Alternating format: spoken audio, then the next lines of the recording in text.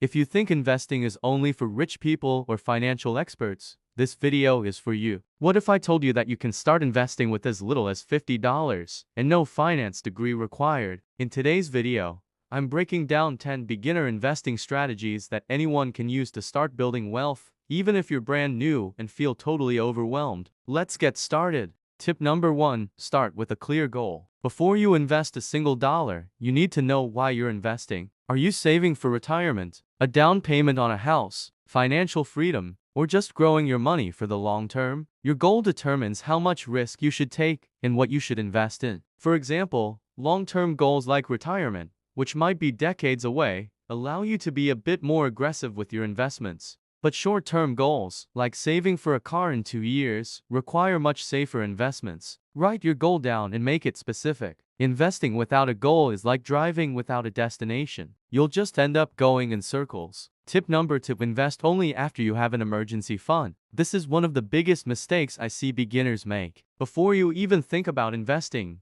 you need to have 3 to 6 months of your essential living expenses saved up in an easily accessible, high-yield savings account. Why is this so important? Because if an emergency happens like a job loss or an unexpected medical bill, and all your money is tied up in the stock market, you might be forced to sell your investments at a loss to cover the cost. Think of your emergency fund as a safety net. It's there to protect you and your investments from life's curveballs, so you never have to sell at the worst possible time. Tip number 3, start small. Seriously, you do not need thousands of dollars to start investing. That's a huge myth. In fact, many modern brokerage platforms and apps let you get started with as little as $10, $25, or even just your spare change from daily purchases. The beauty of starting small is that it lets you learn the ropes without the fear of losing a lot of money. It helps you build confidence, get comfortable with how the market moves, and avoid making emotional mistakes driven by panic. The most important thing isn't how much money you start with, it's that you simply start.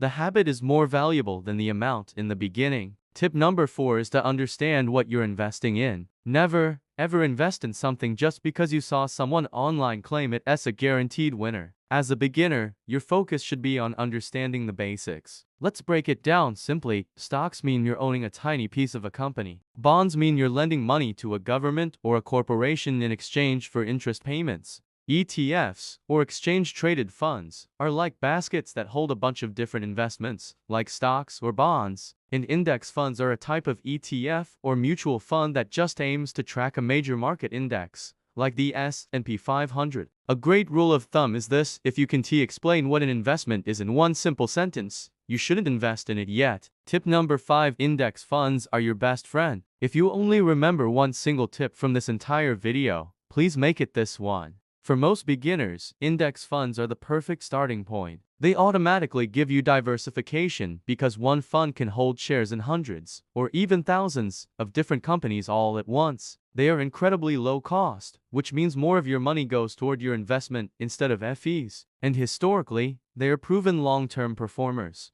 Instead of trying to be a stock-picking genius and beat the market, which even most professionals fail to do, your goal as a beginner should be to simply match the market's performance. Index funds let you do exactly that, easily and effectively. Tip number 6 is to diversify your investments. You've probably heard the saying, don't put all your eggs in one basket. This is the core principle of diversification. Putting all your money into a single stock, no matter how much you love the company, is extremely risky. If that one company fails, you could lose everything. Diversification means spreading your money across different companies, different industries like tech, healthcare, and energy, and sometimes even different countries. This way, if one of your investments is performing badly, the others can help balance out the loss. Diversification is the key to reducing your risk without sacrificing your opportunity for long-term growth. Tip number 7, invest consistently. Consistency always beats trying to time the market. Instead of trying to guess the perfect day to buy low and sell high, which is nearly impossible, commit to investing a set amount of money on a regular schedule, whether it's weekly, bi-weekly, or monthly. This powerful strategy is called dollar cost averaging. When you invest consistently, you'll automatically buy more shares when prices are low and fewer shares when prices are high. This helps reduce emotional decisions, smooths out the inevitable ups and downs of the market and, most importantly, builds the financial discipline you need to succeed in the long run. Tip number 8. Ignore the short-term market noise. The stock market goes up and the stock market goes down. That is completely normal. One of the biggest hurdles for beginner investors is learning to stay calm during market downturns. It is so tempting to panic when you see your account value drop and sell everything to stop the bleeding. But you have to remember, short-term drops are just part of the game. Your goal is long-term growth. If you're investing for goals that are years or even decades away, the daily news headlines and market fluctuations simply do not matter. The best thing you can do during a downturn is often nothing at all. Tip number 9. Avoid get-rich-quick schemes. This one is crucial. If someone online or in your life is promising you fast,